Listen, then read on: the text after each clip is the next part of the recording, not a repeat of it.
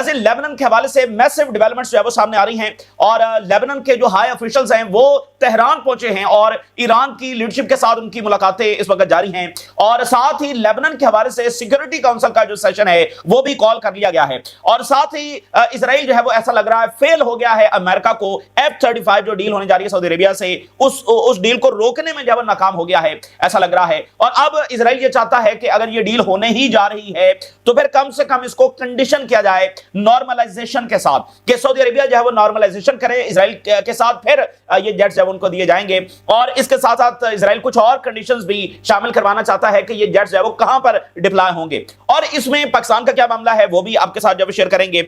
इसी दरमियान जो प्रेसिडेंट मडोरो हैं वेनेजुएला के, उन्होंने कहा कि हम फलस्तीनी कॉज के साथ खड़े हैं, अनकंडीशनल सपोर्ट है हमारी और जब तक फलस्तीनी रियासत बन नहीं जाती ये जिदोजहद जारी रहेगी। और उन्होंने कहा कि फलस्तीनी रियासत की जो स्ट्रगल है ये एक ग्लोबल स्ट्रगल है, ये सिर्फ फलस्तीनियों की नहीं है, ये हमारे लिए भी उतना ही जरूरी है कि कैसी ताकत के साथ लड़ा जाए और इसके जो असरात है वो पूरी ह्यूमैनिटी पर आएंगे। तो इसलिए ये ग्लोबल स्ट्रगल है, प्रेसिडेंट मडोरो की जानिब से ये कहा गया है। गजा के हवाले से सिक्योरिटी काउंसिल का अहम तरीन सेशन होने जा रहा है जिसमें वोटिंग होने जा रही है, लेकिन इसमें क्या एक्सप्लॉयटेटिव चीजें हैं और कैसे गजा को दो हिस्सों में डिवाइड करने की जब कोशिश की जा रही है। और साथ अमेरिका ने खबरदार किया कि अगर ये पास ना हुई तो फिर हम जंग छेड़ देंगे। तो बड़ी क्रिटिकल सिचुएशन जो है वो पैदा हो गई है। इसी दरमियान मैक्सिको के अंदर जो है वो अचानक वायलेंट जो प्रोटेस्ट हैं वो शुरू हो गए हैं और मैक्सिको की जो प्रेसिडेंट है वो ये कह रही है कि ये फॉरेन फंडेड प्रोटेस्ट हैं जो वहां पर हुए हैं।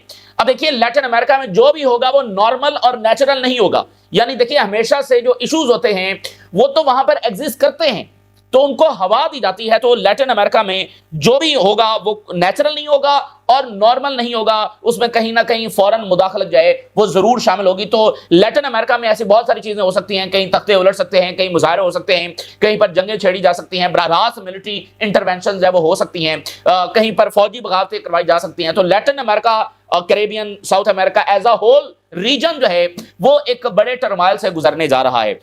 तो ये तमाम सूरत हाल भी आपके साथ शेयर करेंगे। नाज़रीन, जो एमबीएस का विजिट है व्हाइट हाउस का, उसकी बड़ी गैर मामूली अहमियत और सब जब उसके ऊपर नजरें रखे हुए हैं। बड़ा ग्रैंड लेवल का जो रिसेप्शन है वो ट्रंप प्रिपेयर कर रहे हैं एमबीएस के लिए। और जाहिर है कि एक तरफ तो ट्रंप जो है वो इंप्रेस है, यानी एमबीएस से इंप्रेस है ट्रंप, और दूसरी तरफ सऊदी अरेबिया से ट्रिलियंस ऑफ डॉलर्स की इन्वेस्टमेंट्स भी लेनी है।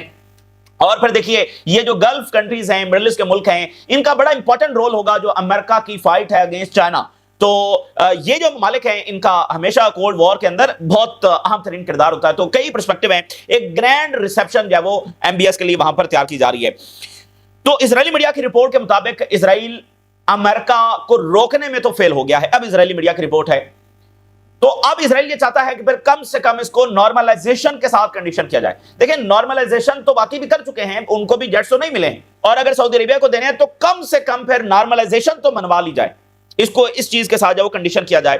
इजराइल अर्ज ट्रंप को बरह रास्त अब इजराइल ये कह रहा है, नेतन्याहू कह रहा होगा, इजरायली लॉबी कह रही होगी, to leverage F-35 sale for Saudi normalisation. Israel conditioning its approval of United State. अब अप्रूव यूनाइटेड स्टेट ने करना है, कंडीशन इजराइल लगा रहा है। अंदाजा करें कि वो F-35 जेट सऊदी अरेबिया को सेल करते हुए इस डील को लिंक करे कि एग्रीमेंट जो है फुली नॉर्मलाइज किए जाएंगे रिलेशंस विद इजराइल।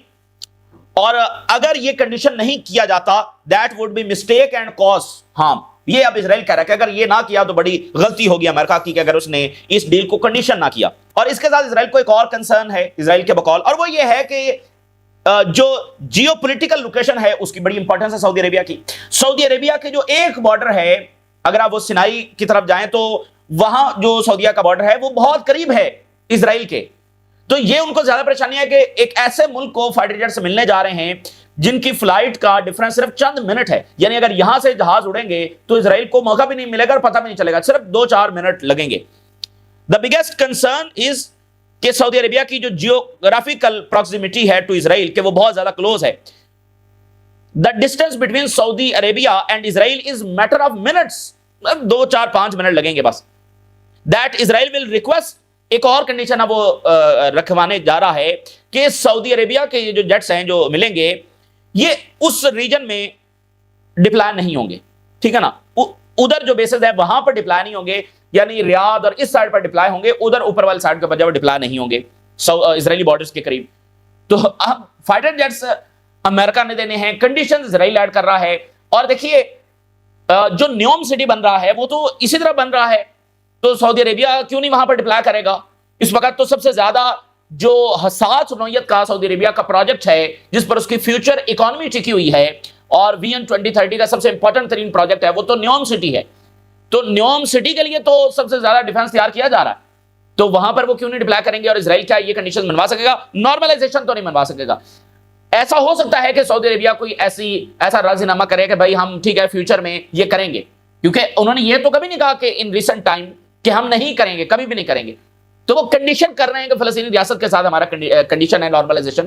تو ہو سکتا ہے کہ وہ کہیں گے ہاں فیوچر میں حالات ٹھیک ہوں گے تو ہم کر لیں گے, لیکن اس وقت کسی کے پاس یہ اسپیس نہیں ہے کہ وہ نارملائزیشن اسرائیل کے ساتھ کرے, خاص کر سعودی عربیہ, کیونکہ Saudi Arabia just not a country, وہ ایک لیڈرشپ کا رول ہے اس کا, ٹھیک ہے نا. تو اس نے صرف اپنے ڈومیسٹک معاملات کو نہیں دیکھنا ہے, جو اس کا لیڈرشپ کا رول ہے اس کو بھی دیکھنا ہے, تو اس کے پاس اسپیس نہیں ہے.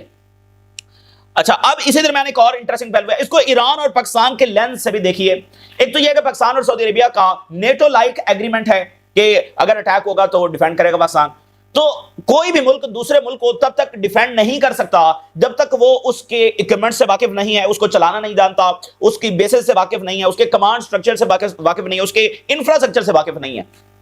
تو بھائی یہ جو اکوپمنٹس ہیں اگر یہ پاکستانی پائلٹس کو چلانے نہیں آئیں گے تو وہ ڈیفینڈ کیسے کریں گے, ان کو یوز کیسے کریں گے؟ تو کیا ان تک پاکستان کی ایکسیس ہوگی؟ یہ ایک اہم سوال رہے گا. اور اس کو ذرا ایران کے لینس سے بھی دیکھیے. دیکھیے امریکہ اور گلف اور ان کا سارا پروجیکٹ تو یہ ہے, یا ان کا ڈاکٹرائن تو یہ ہے کہ ان کو خطرہ ایران سے ہے, یعنی گلف اس کی پالیسی ہمیشہ پچھلی دہائیوں سے یہ ہے کہ ان کو اسرائیل سے خطرہ نہیں ہے بلکہ ایران سے خطرہ ہے. تو ایران تو اپنے ایئر ڈیفنس کو بھی ماڈرنائز کر رہا ہے, اس کے میزائل کی طاقت بھی سامنے ہے اور اس کو Su-35 بھی مل سکتے ہیں. تو پھر یہ گلف کنٹریز جو ہے وہ امریکہ سے کہہ رہے ہوں گے کہ بھائی جب آپ کہہ رہے ہیں کہ آپ نے ایران سے ہماری حفاظت کرنی ہے تو ایران کے پاس تو ماڈرن جیٹس آ رہے ہیں, تو پھر ہمیں بھی اس کے مقابلے میں ملنے چاہیے, ٹھیک ہے نا. یعنی وہ جو سو کالڈ ڈاکٹرائن ہے, تو اور ویسے بھی گلف تو ان ریالٹی یہ سمجھتے ہیں کہ ان کو ایران سے خطرہ, اسرائیل سے خطرہ نہیں ہے. اب ظاہر ہے کہ ان کی اپروچ تھوڑی بہت چینج ہونا شروع ہوئی ہوگی, لیکن بہرحال وہ بنیادی پالیسی تو موجود ہے. تو اگر ایران ایئر ڈیفنس میں طاقتور ہو رہا ہے تو پھر یہ ملک بھی کہیں گے کہ ہمیں بھی ایڈوانس جیٹس چاہیے اور آپ نے ہماری ذمہ داری لی ہوئی ہے تو اب ہمیں دیں. جب رشیا اور چائنا ایران کو دے رہے ہیں تو آپ ہمیں کیوں نہیں دے رہے؟ اور سعودی عربیہ یہ بھی کہے گا کہ بھائی ہم نے تو چائنا کے جیٹس ٹھکرائے ہیں, وہ J-35 ہمیں آفر کر رہے ہیں, تو آپ نہیں دیں گے تو پھر ہمارے پاس دوسرے آپشنز بھی کھلے ہوئے ہیں. دیکھیے بائیڈن دور میں بڑا سٹانس لیا تھا سعودی عربیہ نے, لیکن بائیڈن دور میں یعنی انہوں نے بڑے تعلقات کشیدہ ہو گئے تھے اور سعودی عربیہ نے جا کر چائنا سے اکوپمنٹس جب خریدنا شروع کر دیے تھے, اور اس کے بعد سے لے کر دونوں میں تعلقات بڑے ہیں اور جوائنٹ پروجیکٹس بھی دونوں کے درمیان آگے بڑھ رہے ہیں.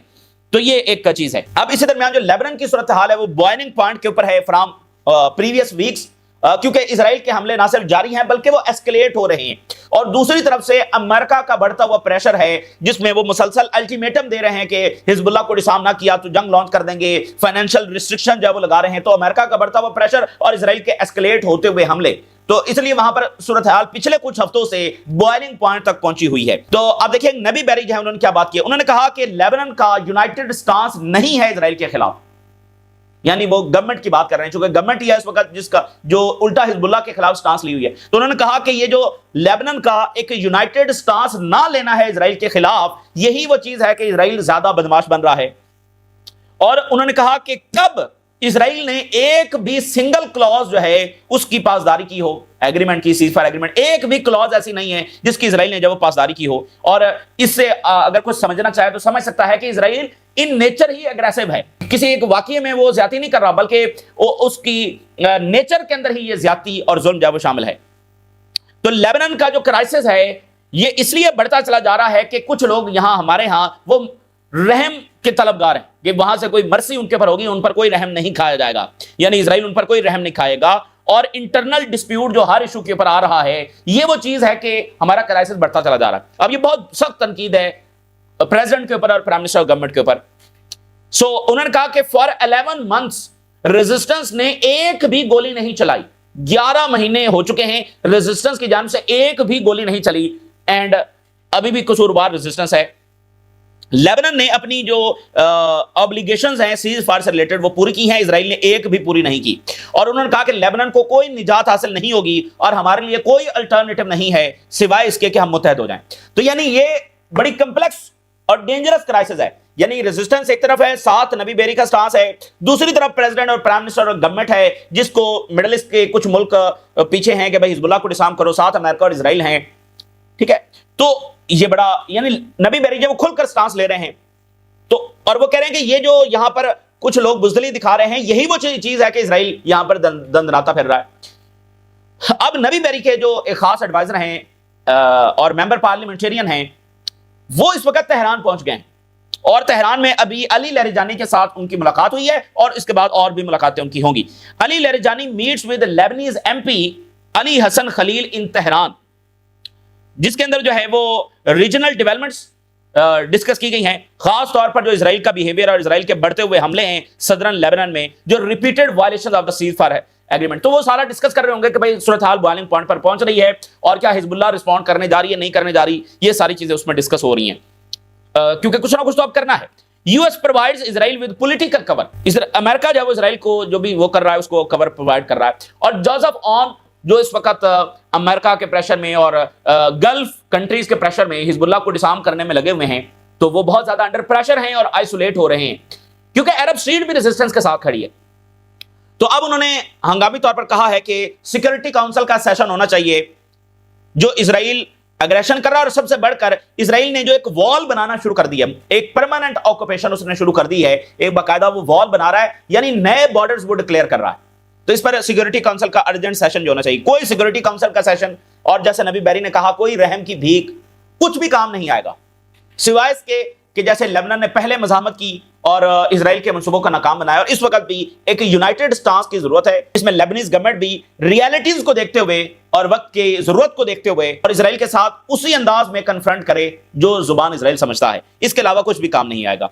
और ईरान की जो गवर्नमेंट की स्पोक्स पर्सन है उन्होंने कहा कि talks are meaningless under Korean, के वेस्ट के साथ जो हमारी टॉक्स है वो बिल्कुल मीनिंगलेस है क्योंकि वो सीरियस इस हवाले से है ही नहीं। और दूसरा उन्होंने कहा कि कोई भी नया अग्रेशन ईरान पर इसका जवाब बड़ा हार्शर होगा, रिस्पांस बड़ा हार्शर आएगा। ईरान की गवर्नमेंट स्पोक्स पर्सन जो कि एक खातून है उन्होंने स्टेटमेंट जारी की है। अच्छा, ईरान के फॉरेन मिनिस्टर ने कुछ बड़ी इंपॉर्टेंट बातें की हैं। ईरान के फॉरेन मिनिस्टर ने कहा है कि असल में ये पीस थ्रू स्ट्रेंथ नहीं है बल्कि ये हेजेमनी थ्रू स्ट्रेंथ है। ये जो भी प्रोजेक्ट रीजन में चल रहा है ये इजराइल की और अमेरिकन हेजेमनी कायम करना है मकसद। और उन्होंने दूसरी बड़ी इंपॉर्टेंट बात की, उन्होंने कहा कि दुनिया जो है वो मिलिटराइजेशन की तरफ जा रही है और ये हम देख रहे हैं हर मुल्क जब वो असलहा उठा रहा है, हर मुल्क जब वो वेपन प्रोडक्शन कर रहा है, जब दूसरों से असलहा खरीद रहा है, जो वेलफेयर दुनिया की मॉडल वेलफेयर स्टेट्स हैं वो भी अब सोशल प्रोग्राम से पैसा निकालकर वेपन इंडस्ट्रीज लगा रही हैं। तो दुनिया मिलिटराइजेशन की तरफ जा रही है और उन्होंने कहा कि इसका नतीजा यह होगा कि जियोपॉलिटिकल डिसइंटीग्रेशन होगी, यानी इख्तलाफात झगड़े ये बढ़ेंगे, यानी एक इत्तेहाद जो होता है ना भाई मिलजुल कर सब रह रहे हैं, ऐसा नहीं होगा बल्कि डिसइंटीग्रेशन जब वो ज्यादा होगी।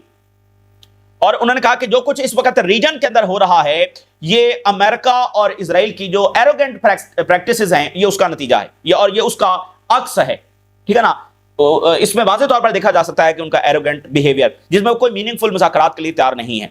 और उन्होंने कहा कि ईरान ने अमेरिका और इजराइल के जो सारे डिल्यूजन्स हैं उनको तोड़ा है, उनकी गलतफहमियों को दूर किया है कि वो आएंगे और ईरान को जो क्रश कर देंगे। और उन्होंने कहा कि इंटरनेशनल लॉ को उन मुल्कों की जानिब से, उन पावर्स की जानिब से तोड़ा जा रहा है जो अपने आप को गारंटर कहते हैं इंटरनेशनल लॉ का।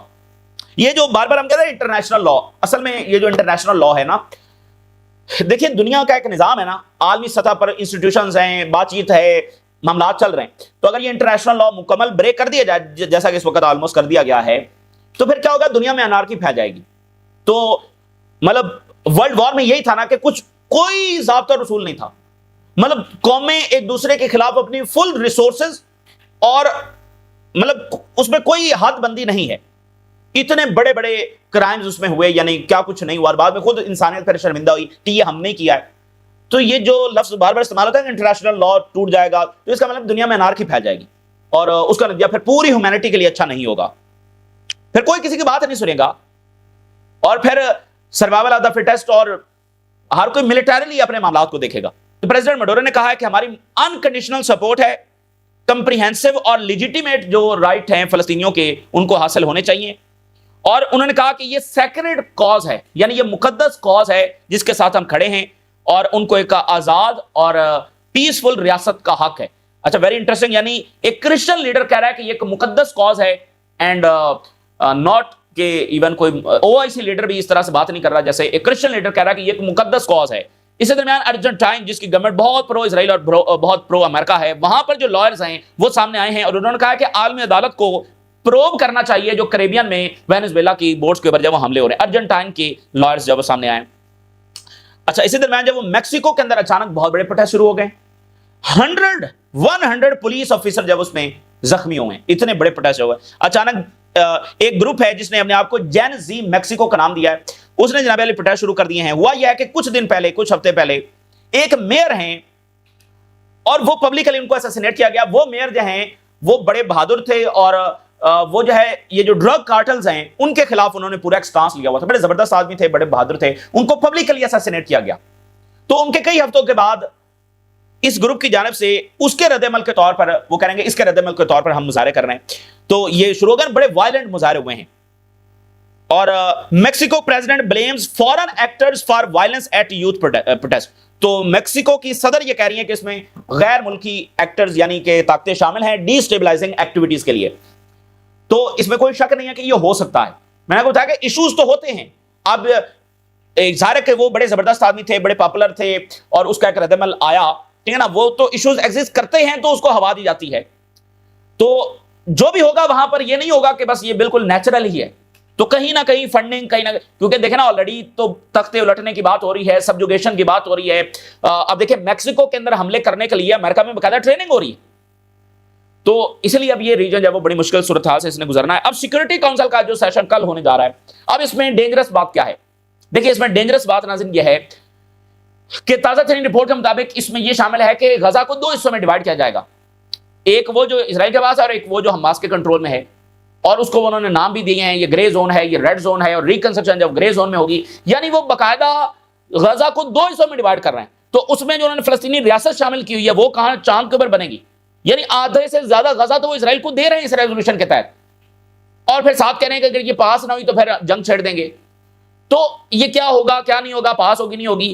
اصل بات یہ ہے کہ کیا ان کی کوئی ایسی میننگ فل انٹینشنز موجود ہیں کہ وہ مسئلے کو صحیح معنوں میں حل کرنا چاہتے ہیں. تو ایسی تو کوئی انٹینشنز نہیں ہے.